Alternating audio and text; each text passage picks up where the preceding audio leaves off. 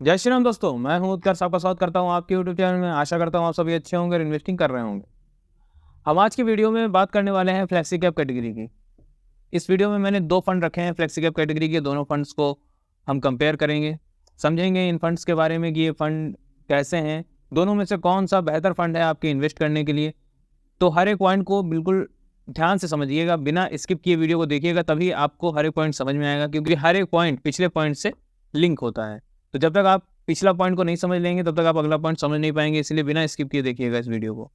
तो देर ना करते हुए शुरू करते हैं आज का वीडियो। आज की लिस्ट में जो मैंने पहला फंड रखा है वो रखा है PGIM India flexi cap fund. जैसा मैंने आपको बताया था, फ्लेक्सी कैप कैटेगरी का ये फंड है। अब फ्लेक्सी कैप कैटेगरी होती क्या है ये मैं कई बार वीडियो में बता भी चुका हूँ, जो भी मैंने फ्लेक्सी कैप कैटेगरी के फंड बताए हैं। अगर आप चाहें तो आप चैनल में जाके उसको चेक कर सकते हैं कि फ्लेक्सी कैप कैटेगरी के फंड क्या होते हैं, कैसे होते हैं। फिर भी शॉर्ट में अगर हम समझें तो आपको एक डाइवर्सिफाई पोर्टफोलियो बनाने को मिल जाता है म्यूचुअल फंड में, जिसमें आप large, small, mid, multi cap तरीके के जो फंड्स होते हैं उनमें आप पैसा इन्वेस्ट कर सकते हैं। इन कंपनियों में आपका पैसा इन्वेस्ट होता है। तो हमने शॉर्ट में समझ लिया फ्लेक्सी कैप कैटेगरी में कि फ्लेक्सी कैप कैटेगरी क्या होती है। बात करते हैं इस फंड के बारे में। तो ये फंड 2015 फरवरी में शुरू हुआ था। 8 साल पूरे हो चुके हैं इस फंड को।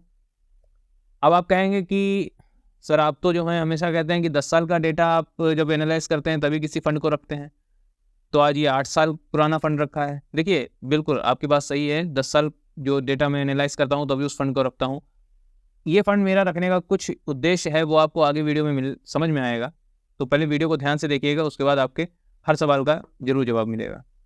तो जैसा मैंने बताया कि फरवरी 2015 में शुरू हुआ था, 8 साल पूरे हो चुके हैं इस फंड को। एग्जिट लोड की बात करेंगे तो 0.50 का इसमें एग्जिट लोड लग रहा है। एक्सपेंस रेशियो की बात करें तो 0.4% का एक्सपेंस रेशियो लग रहा है। तो एक्सपेंस रेशियो एक बहुत कम एक्सपेंस रेशियो देखने को मिलता है। फंड साइज की बात करेंगे तो 5,633 करोड़ का इसका फंड साइज देखने को मिल रहा है। लास्ट डबल इसने अपने इन्वेस्टर्स का पैसा 3 साल में किया है। रिटर्न वाइज ये फंड अच्छा परफॉर्मर है, ठीक ठाक परफॉर्मर है। डाउन साइड प्रोटेक्शन की बात करेंगे तो उसमें ये एवरेज परफॉर्मर रहा है। मतलब इस फंड का जो डाउन साइड प्रोटेक्शन है वो ज़्यादा अच्छा और बहुत बुरा नहीं है, एवरेज परफॉर्मिंग इस फंड ने डाउन साइड में की है। बात करें इसके ट्रेलिंग रिटर्न की तो 1 साल में 10.29% का, 3 साल में 19.32% का और 5 साल में 19.95% का ट्रेलिंग रिटर्न देखने को मिलता है। ठीक है, बहुत अच्छा तो नहीं मैं इसको कहूँगा, बट हाँ ठीक है। बढ़ते हैं अपने नेक्स्ट फंड की तरफ। जो आज की लिस्ट में हमने अगला फंड रखा है वो है पराग पारेख फ्लेक्सी कैप फंड। इस फंड की बात करें तो ये फंड मई 2013 में शुरू हुआ था। 10 साल पूरे हो चुके हैं इस फंड को। एग्जिट लोड की बात करेंगे तो 2% का लग रहा है। एक्सपेंस रेशियो 0.65% का लग रहा है। और फंड साइज की बात करेंगे तो 44,038 करोड़ के आसपास का इसका फंड साइज देखने को मिलता है। फंड साइज काफ़ी एक बड़ा फंड साइज इसका हो जाता है मुकाबले PGIM के। लास्ट डबल की बात करेंगे तो 3 साल में इस फंड ने भी अपने इन्वेस्टर्स का पैसा डबल किया है। रिटर्न वाइज ये फंड भी अच्छा परफॉर्मर रहा है। और अगर हम ट्रेलिंग रिटर्न की बात करें तो 1 साल में 26.37% का, 3 साल में 23.25% का और 5 साल में 22.76% का ट्रेलिंग रिटर्न देखने को मिलता है। डाउन साइड प्रोटेक्शन की अगर हम इस फंड की बात करेंगे तो बेहतरीन डाउन साइड प्रोटेक्शन देखने को मिला है। तो यहाँ तक तो हमने दोनों फंड्स के जो इंपॉर्टेंट पॉइंट्स थे वो हमने डिस्कस कर लिए। अब बात आती है कि आखिर पराग पारेख क्या इससे बेहतर है या फिर PGIM पराग पारेख से बेहतर है। कुछ पॉइंट्स ऐसे हैं। अब जैसे कि अगर हम एग्जिट नोट की बात करेंगे तो इसमें एग्जिट नोट 2% का लग रहा है। वहीं अगर PGIM की बात करें तो वहाँ पे एग्जिट नोट जो लग रहा है वो 0.50 का लग रहा है। तो एग्जिट नोट तो वहाँ पे बहुत कम है। अगर आप किसी फंड में इन्वेस्ट करते हैं, चाहे वो पराग पारेख में मान लीजिए आप इन्वेस्ट करते हैं, और आपको अगर वो फंड समझ में नहीं आता है, आप उससे एग्जिट करते हैं, तो आपको 2% का एग्जिट नोट देना पड़ेगा। उसकी कुछ कंडीशन होती है 1 साल के अंदर या 7 डेज़ के अंदर, वो हर फंड की अलग होती हैं। PGIM की बात करें तो अगर आप उसमें एग्जिट करते हैं तो आपको 0.50% का ही एग्जिट नोट देना पड़ेगा। तो आप कहेंगे तो PGIM तो इसमें बेहतर फंड हो जाता है। फिर एक्सपेंस रेशियो वाइज देखेंगे तो वहाँ पे भी PGIM बाजी मार रहा है, वहाँ 0.4 एक्सपेंस रेशियो देखने को मिलता है। यहाँ पे बात करें तो 0.65% का एक्सपेंस रेशियो देखने को मिलता है। तो यहाँ पे पराग पारेख में ज़्यादा एक्सपेंस रेशियो है। और जैसा मैं हमेशा कहता हूँ कि एक्सपेंस रेशियो जितना कम होगा उतना आपका ज़्यादा पैसा इन्वेस्ट होगा, तो उसमें आपको उतना रिटर्न ज़्यादा मिलेगा। तो उस हिसाब से भी PGIM बेहतर परफॉर्मर है। PGIM एक सही में एक अच्छा म्यूचुअल फंड हो सकता है। ये बात हम पहले इसके बात करते हैं, उसके बाद आगे की बात करेंगे कि क्या ये सही में अच्छा फंड है या नहीं है। PGIM की बात करेंगे तो 1 साल में 12.9% का, 3 साल में 15.1% का और 5 साल में 20.9% का रोलिंग रिटर्न देखने को मिला है। अगर ऑन एन एवरेज बात करेंगे तो 15 से 20% का एवरेज रोलिंग रिटर्न लेके चल सकते हैं।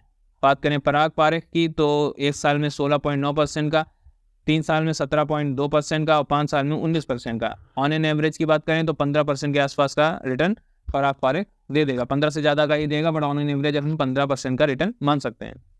बट अगर हम बात करें कि एक्सपेंस रेशियो और एग्जिट लोड के हिसाब से तो पीजीआईएम को पॉइंट मिल रहा है, लेकिन वो पॉइंट गलत है, क्योंकि डाउन साइड प्रोटेक्शन भी हमारे लिए बहुत ज़रूरी हो जाता है जब हम किसी फंड को चूज़ करते हैं।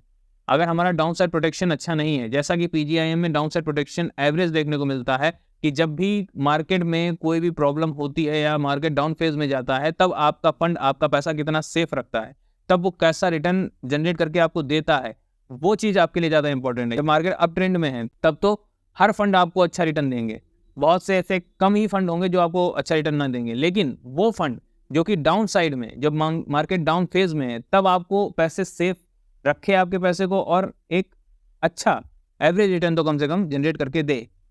तो उसके हिसाब से अगर हम देखें तो मैंने आपको बताया था कि पराग पारेख का जो डाउन साइड प्रोटेक्शन है वो बेहतरीन देखने को मिला है। ये चीज़ एक चीज़ से और कंफर्म हो जाएगी अगर हम इसके शार्प रेशियो की बात करते हैं। शार्प रेशियो 1.10 का पीजीआईएम का देखने को मिल रहा है। वहीं अगर पराग पारेख की बात करें तो शार्प रेशियो 1.53% का देखने को मिलता है। पराग पारेख का यहाँ पे शार्प रेशियो ज़्यादा है पीजीआईएम से। पीजीआईएम का भी अच्छा शार्प रेशियो हो जाता है, नो डाउट, क्योंकि ये फंड भी काफ़ी सही देखने को मिलता है। बट अगर कंपैरिजन हम पराग पारेख से कर रहे हैं तो वहाँ पे पराग पारेख इसमें विनर हो जाता है। तो दोनों ही फंड नो डाउट अच्छे हैं, दोनों ही फंड में इन्वेस्ट करने के लिए लॉन्ग टर्म में आप काफ़ी अच्छा रिटर्न इससे जनरेट कर सकते हैं। दोनों ही फंड की अगर हम बात करें रिटर्न वाइज तो सिमिलर रिटर्न देखने को मिलते हैं, कोई ज़्यादा फर्क नहीं है। बट क्योंकि हम कंपैरिजन पराग पारेख से कर रहे हैं तो वहाँ पे डाउन साइड प्रोटेक्शन पराग पारेख का ज़्यादा हो जाता है और शार्प रेशियो भी पराग पारेख की तरफ ही पॉइंट दे रहा है, तो हम विनर पराग पारेख को ही मानेंगे। तो इसीलिए दोनों फंड में पराग पारेख एक अच्छा परफॉर्मेंस देखने को मिलता है। बट मेरे हिसाब से दोनों ही फंड काफ़ी ठीक ठाक देखने को मिल रहे हैं। आपको कौन सा फंड ज़्यादा अच्छा लगता है या आप किस फंड में इन्वेस्ट कर रहे हैं, कमेंट बॉक्स में ज़रूर बताइएगा। ये थे हमारे आज के दोनों फंड। बढ़ते हैं आज के नेक्स्ट सेगमेंट की तरफ, जिसमें हम एक फाइनेंस से रिलेटेड एक क्वेश्चन पूछते हैं आपसे। हमारा आज का क्वेश्चन है, ऐसे आप कोई 2 तरीके बताइए जिनसे आप पैसिव इनकम जनरेट कर सकते हैं। सही आंसर कमेंट बॉक्स में बताइएगा। मिलते हैं अगले वीडियो में। धन्यवाद।